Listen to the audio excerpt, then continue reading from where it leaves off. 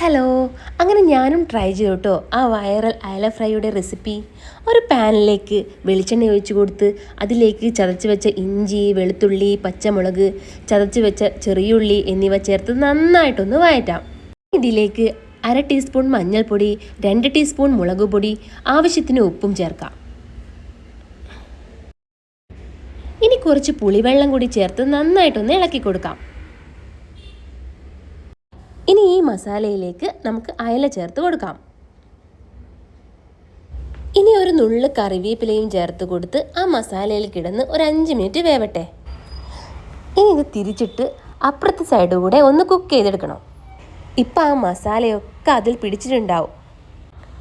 ഇപ്പം നമ്മുടെ വൈറലായിക്കൊണ്ടിരിക്കുന്ന അയല ഫ്രൈ റെഡി. ഇത് ചോറിൻ്റെ കൂടെയൊക്കെ കഴിക്കാൻ സൂപ്പർ ടേസ്റ്റാണ്.